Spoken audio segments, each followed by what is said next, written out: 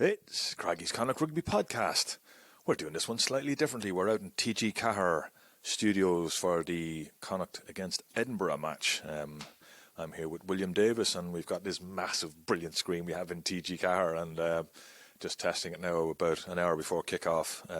We're all ready to rock and roll to commentate on Galway Bay, but this is going to be a big one. Some interesting results in the ORC over the weekend, and if Connacht can get something here, they could still be top of the table. Yeah, it's a fascinating game. Look, it's a real test for them because they have got the situation that they're unbeaten. They're the only fully unbeaten side that's won 3 out of 3. They've won their 3 home games.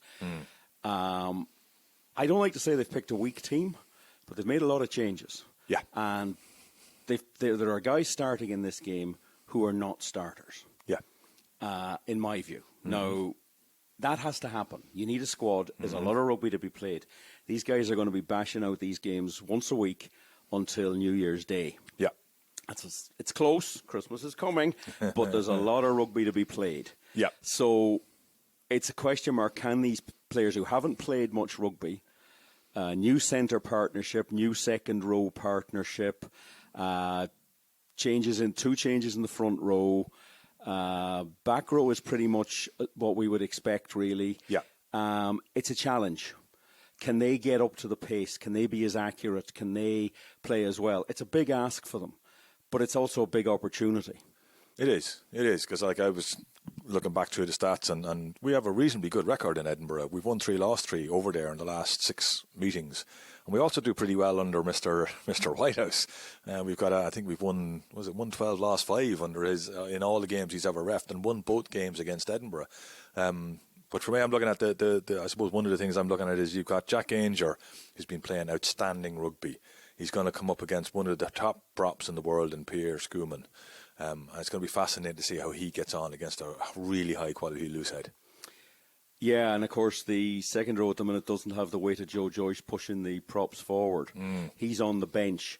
But again, he can't play every game. It doesn't work. Yeah. And they've got, maybe getting ahead of ourselves a bit, but that game against the Sharks next week in Durban is massive. It's particularly massive for the Sharks, who've now played 4 and lost 4.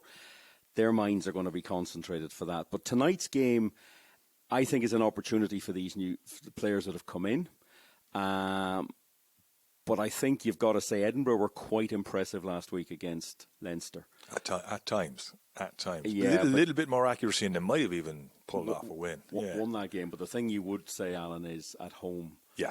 Will the extra percentage that you get by being at home, and there's no difference. doubt about it, the atmosphere is far better at their games now since they haven't really moved. The Hive. They call it the Hive. Well, that's the sponsor. That's the sponsor, is it? That's the right. sponsor. I was wondering. I was thinking, wow, that's a strange name for a stadium. Yeah, I don't know what the Hive is. Maybe they sell products for bees. But it's just better than the empty. If they weren't playing well, you had nearly complete silence in Murrayfield. Yeah, 72,000 seater stadium. Huge. Great place to broadcast from. Everything that you needed, but really lacking in atmosphere. It's a different atmosphere, better atmosphere now. Small. Yeah. Tight. It's very tight. They're very close to the pitch as well. The fans are really. It's a funny little stadium. It looks as if it was made with Lego and Meccano, but it works. They're really delighted with it, and it's synthetic. It's the same as Connacht. They play a fast game, so yeah, let's get at it. I'm looking forward to this, and I think we'll know a bit more about Connacht when this game's over. We certainly will. Okay, it's half-time in the Hive Stadium in Edinburgh, and Edinburgh lead by 7 points to 3, but it's been a bit of a harum-scarum game, William. More akin to a zebra game than an Edinburgh game. It's a bit nuts. It is. I'd love to know the ball in play time in that half. The players looked shattered going off at half-time. A lot of endeavour, not a lot of accuracy by both sides. Edinburgh started really well, and Connacht had to play their way into the game, but they've done that. They were 7-0 down after 5 minutes, but they've held Edinburgh on a couple of big defensive stands. A lot of players slipping, a lot of players knocking the ball on. It's very cold there. It's just above freezing. Small crowd in. I'm not entirely surprised. Good contingent from Connacht. But Connacht are well in this at half-time. They will have to up their accuracy. You feel at some stage that somebody will do something. And you'd like to see that it's a Connacht player. And the other thing will be the bench. The benches for both sides going to be really, really important here. Oh, I think so. I think the one thing I'm really enjoying is the work rate is phenomenal from Connacht, in defence especially. They're working hard in attack, but they're going really, really well in defence. Sean O'Brien has shown up a couple of times. I thought he's done a couple of really good bits and pieces. So really happy to see him there. John Porch has hit the ground running for his first game of the season. Things are... They are missing their centre partnership. I know Tom Daly's done very well, but they're definitely missing a bit of a cutting edge there. They are a little bit. I suppose maybe in the ideal world, Cathal Ford might have made better of a couple of opportunities, but you can't play every game. They've done well so far, but the second 40 minutes is going to be tough. Some players, I say both sides are puffing, so the benches are going to be absolutely key here, and it's just going to get colder. They're talking about 1 degree at full time. Well, I'd say it's not far off that at the minute, and we might have been playing in mildish conditions, but winter rugby has now landed. It certainly has. We'll talk again at full time. Okay, William, what a disappointing finish to the game, because Connacht looked as though they'd managed to get the draw, but a late drop goal from last kick of the game from Ben Healy and Edinburgh steal it. 25-22. Yeah, that's going to hurt a little bit. I think they probably deserved the draw. They were punished hard for their errors. The three Edinburgh tries came from errors, and that was a failure again to sort out the kick-off, which is becoming a huge problem for Connacht. But they showed a lot of resilience with a lot of changes, and Edinburgh switched off a bit when they scored and Connacht punished them, which is, is important. Look, they've got a bonus point out of it. It's a tricky one because I think Edinburgh were beatable tonight. Very much so. I definitely thought so, and I think part of the reason they were beatable was the organisation, which is something I didn't mention enough of in the commentary. But certainly, I talk about the character that Connacht showed. It kept coming back and kept coming back. There were 2 scores down at one stage away from home against a team who put 50 points on them the last time they were there. But they kept coming back into it. They organised themselves brilliantly for the most part, and they played really good, solid, disciplined rugby for the most part. I don't think they gave away that many penalties. I'll bring that up now as I think about it. But they did switch off on a couple of occasions. Yeah, the final try was a disaster, really. I mean, they assumed that Healy was going to kick the penalty, and Vellacott, who got the man of the match for a 25-minute performance, but he changed the game for Edinburgh because they were really struggling at that stage. Yeah. When he came on, Connacht were asleep. They lost a try to a strip in midfield. That will concern them because it's an 80-minute game, and Ben Healy was there 46 seconds into the end of the game, and he pops the drop goal over. The scrum was under pressure for the last couple of scrums. They had a scrum in the Edinburgh 22 with a few minutes to go, 10 minutes to go. I thought that was it. You're never going to come back after getting hammered in that. Then the last scrum of the game, they were under a lot of pressure, and Colin Riley had to take the ball going back at a rate of knots, then through not the greatest pass in the world. They got a line out because JJ kicked straight into touch, which brought it back inside the 22. Yeah, because the ball had come in from outside the 22. It was a game of small margins. And again, when you think about it, small margins against a fairly well-loaded Edinburgh side. It wasn't fully loaded, but it wasn't that far off it. Whereas Connacht had made 10 changes. It shows that there is depth in the squad. Yeah. That's what I'd look at. Yeah, there is, and it's the fact that they kept going and they didn't throw in the towel, and they kept asking questions, and some of the questions they asked Edinburgh weren't able to handle. Yeah. But they will be frustrated with that. But look, they've had 3 wins. They're on a run of 3 away games now. They've a big, huge game next Saturday against the Sharks. The Sharks are 0-4, and their season is disintegrating for them. Now, they've played 4 away games. They're but at only home. got 1 point. One point, and one of those games was against Zebra, who hadn't won a game in 18 months. Yeah, and that's where you wonder next Saturday, Connacht will have to go hammer and tongs at that game. And we'll be talking about that during the week. We'll be getting somebody on from South Africa to get the view down there. I know they have won the Rugby World Cup, but that's in the past. It's all about Connacht and their tour. The Bulls the following week. They'll reflect on this game, I think, and they'll feel a bit frustrated, mostly with themselves, and they just have to get better. They do. We're just waiting for the post-match press conference, so we're just taking advantage of the fact we have a few minutes in between because it's just the two of us here today. Rob wasn't able to make it tonight, neither was Lindley, so we're going to be keeping this relatively short. So we are expecting to get to hear from Pete Wilkins in a couple of minutes. But we played 4 games now, which is that a quarter of the season or it's pretty low? A fifth of the season. Six games is a quarter of the season.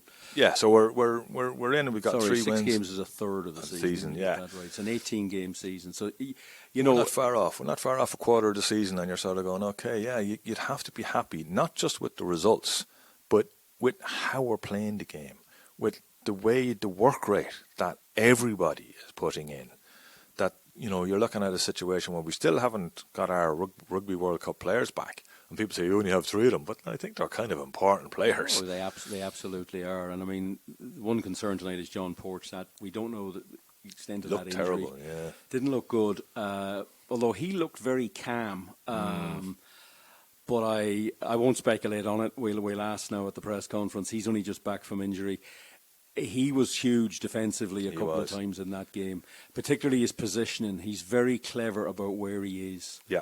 And if you look at those two, the 2 tries, the 2 mistake tries, the one where Van der Merwe managed to make that big long break, that was because we had Byron Ralston came in off his wing to make a tackle on Blair Kinghorn, which gave, you can't give that much room to Duhan Van der Merwe. And off he went, and they eventually scored. And the second one was on his wing again, where the lads had gone asleep, and you'd like to think that the winger would have been awake and shouting and roaring at them. Well, they'll have to look at that one. There'll be some pretty brutal discussion about it, I think.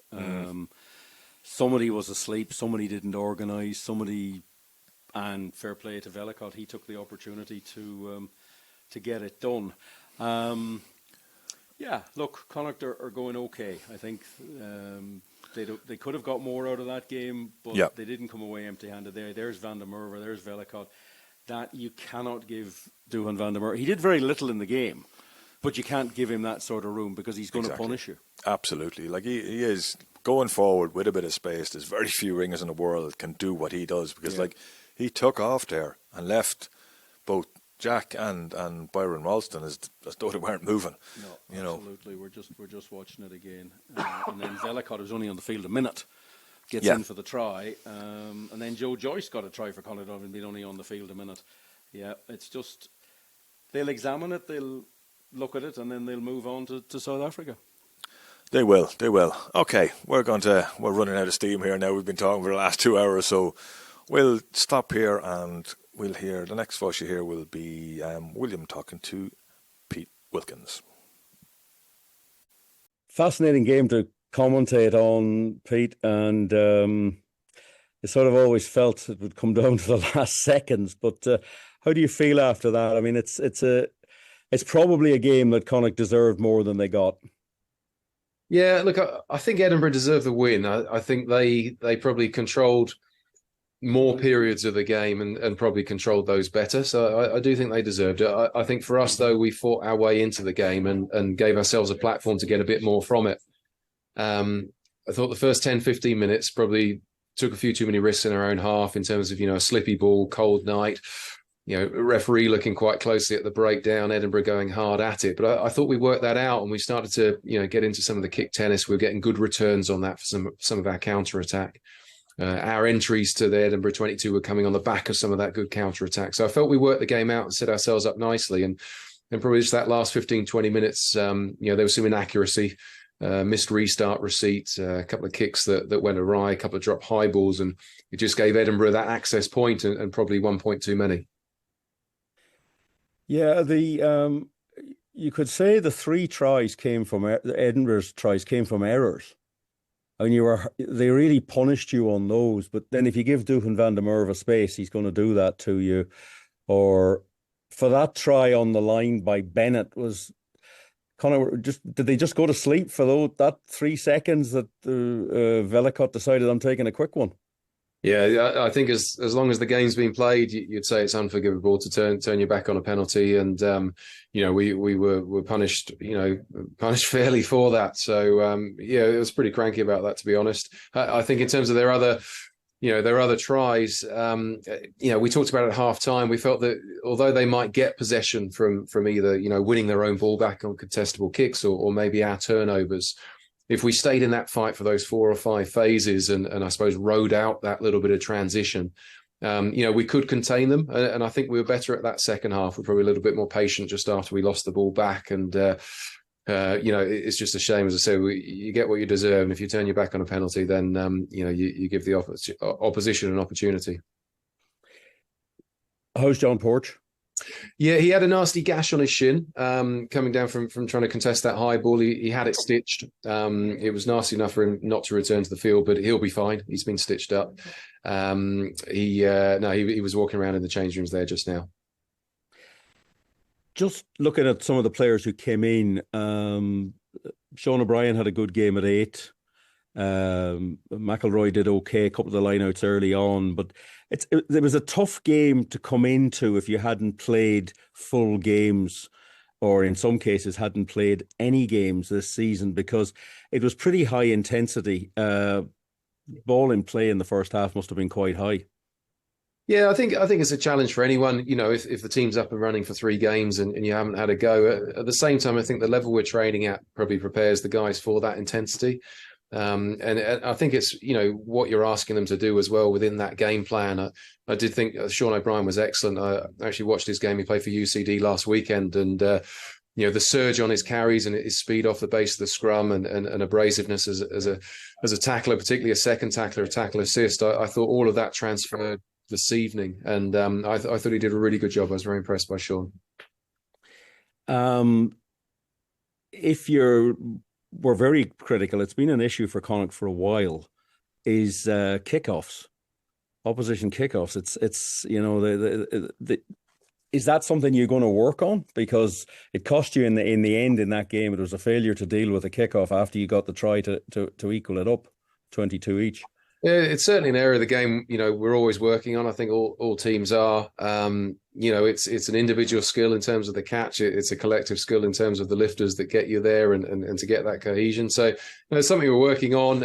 It's not been a massive red flag for me, but you've only got to spill one in a tight game, and obviously it gives the opportunity to the opposition, gives them access at a really tricky end of the field. How difficult is it now? You've got South Africa coming up. You'll obviously have to review this game and then, get ready to go. But it's important maybe to review a game like this, try to take some positives out of it, but as well as that, acknowledge that it got away from you. Yeah, and I think there are positives to take from it. It's interesting, the mindset of the group at the moment. They're way beyond being satisfied with being plucky losers. They're more ambitious than that. We're more ambitious than that. At the same time, I think they need to recognise the growth we've had in terms of it's our first test going away from home and seeing how we handle that in terms of not just the 80 minutes, but the preparation this week, the build up to the game today, where the mindsets were, where the levels of intensity were during the game. And I thought we did see growth there. And I don't think we would have been as close in that scoreline and sort of fought our way back into the game had we not seen some development there. So I think that's really encouraging. I think for us to, again, trust that process, trust that game plan, probably kick the ball a little bit more than we might have done in previous weeks, but recognising the opportunities that'll come on the back of that. I think that was a positive as well. What's key is, that last 15, 20 minutes when you're looking for real accuracy, whether that's around a close skill from an individual catching a high ball, whether that's a kick execution, whether that's just making your tackle count one-on-one. In these tight games, especially away from home, you can't afford to give the other team access, and you might be able to ride out 1 or 2 of those, but when it starts to become 3 or 4 or 5, it's only a matter of time before they get you. So there's definitely positives there. There's definitely a lot we'll take forward to this South African tour, but at the same time, there'll be a disappointment to process as well. Okay, that was some good stuff there from Pete. Great to hear that John Porch only has a gash in the leg, because it certainly looked a lot worse at one stage the way he was talking off the field. But yeah, fairly philosophical from Pete. A lot more philosophical than he was when he was on the TV, I can tell you. Yeah, I think he's pretty disappointed. And I can understand why, because 3 tries from mistakes, the mistake at the end, failure to sort out a kickoff, that's basic stuff. He said it's not a red flag. Well, we've been watching this for a long time, Alan, and you are sometimes really concerned about Connacht at kickoffs. Yeah. And sometimes they get away with it, but Edinburgh tonight punished them. If Connacht collect that kickoff, they take it off, Edinburgh have a line out probably 10 metres inside their own half. And there's 90 seconds left, and then they have to... And they're not scoring from there, not the way Connacht were playing. No, defensively you drive them back, but when you give them that, as he says, talking about access points, and they were very good at that. Edinburgh, they turned them over. They still look a big work in progress. Absolutely. I wasn't overly impressed with them at all, I have to say. I thought for the quality of player, for the number of caps, I think they had 260 odd caps on the field. So that's an interesting one. I think the balance in Scottish rugby at the moment is quite tricky. I mean, Edinburgh is the home of Scottish rugby, but Glasgow are tearing it up a little bit more. Yeah. And that's why... That's why Ali Price has gone to Edinburgh, I'm assuming. Yeah, I think so. They need to get both sides up there operating at a higher level, especially for the international side. But that's not for us to be concerned about. Ben Healy is an interesting player. He's got a lot of skills, but if you put him under pressure, he doesn't look as good. And I think you can see now why Munster were happy to let him go. Probably not. But he's only young and he can improve. He certainly has the tools to be a much better rugby player. Yeah, you would think so. But he was very cool, and he missed 2 kicks. Yeah, that's the first 2 he's missed this season. But when he was there for the drop goal, he nailed it, and you could see it coming. Yeah. We called as soon as we lost the ball and the kickoff. I said, "This is going to be a drop goal. This is Ben Healy. It's got Ben Healy written all over it, and that's exactly what he did." And that's there's a skill in that. But onwards and upwards. South Africa next weekend. 2 really interesting games down there. Be fascinating to see the squad they pick. I can't wait to see the squad that they bring down to South Africa. It'll tell us a hell of a lot. Well, I think you got to go big. You got to have the biggest, meanest, toughest people you've got.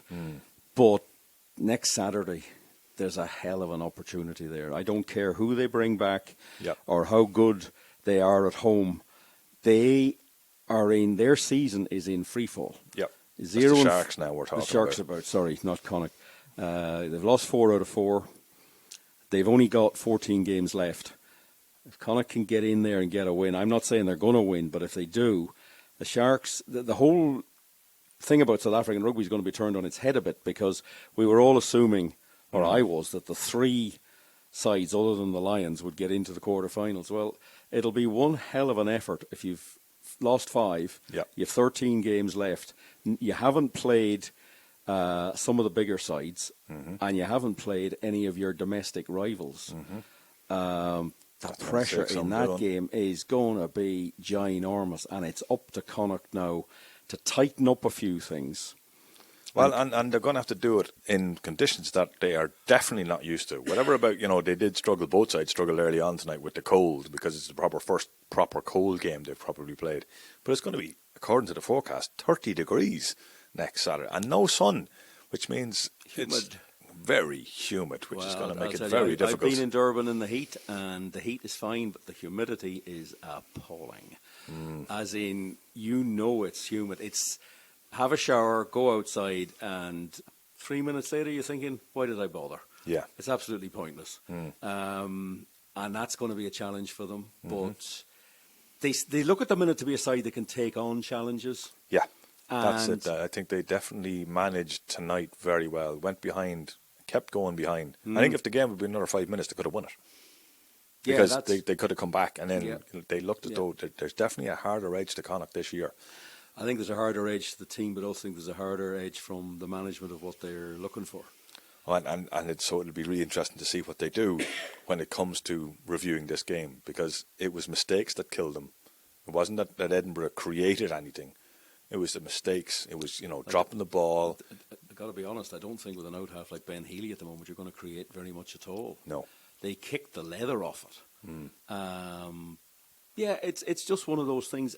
I suppose the squad for South Africa, I think we can pretty much guess who's coming in. I'm hoping that Finlay Bealham will be there. We don't know. We didn't get an answer on that. I don't think Mac Hansen or Bundy are going to make it. That's my read. Yeah. At the moment. Well, I think Pete said it. He said that, they're both recuperating from knocks. And it's a long season, but it's going to be fascinating down there. And then there's just the small matter when they come back from there that they have Leinster. Yeah. And then 2 European games. And then they have to go to Ulster. And then Munster at home. Some run of games. This is tough. And let's face it, Ulster got out of jail a bit last night, but they beat Munster. Munster maybe a little bit too interested in talking about the side that Ulster picked to play Connacht. Maybe they needed to concentrate a little bit more on the side they were picking to play Munster, because in the end, Ulster played well, got the job done, and Munster have a target on their back. Everybody wants to beat the champion. Absolutely. Particularly in Ireland. You could just see last night. Yeah. It wasn't much of a game. Much better game in Cardiff, actually, where the Bulls looked very impressive. So I think they're going to be the team to beat this year. There's something about that lot. They seem to have got themselves sorted already. It'll be interesting. Look, we'll be talking to Brendan down there. Hopefully, if he hasn't gone off on holiday, he was in the Maldives the last time I was communicating with him. So hopefully he's around and we'll have a chat with him, or Morgan, whoever's there. Just get a feel of what's happening. World champions, but next Saturday. And the following Saturday, it's all about the URC down there. This tournament is the one thing I will say, and I'll say it again, said it many times. Bringing the South Africans in is the best thing they ever did. It's changed the whole ethos, the dynamic of the whole thing, and the quality of the rugby is so much better for the most part. Yeah, it's so much better, and just the competition so much better. Like the Lions winning tonight brings them into it. Benetton winning again. Yeah, Benetton are right up there. So I think they're the only unbeaten team left at this stage.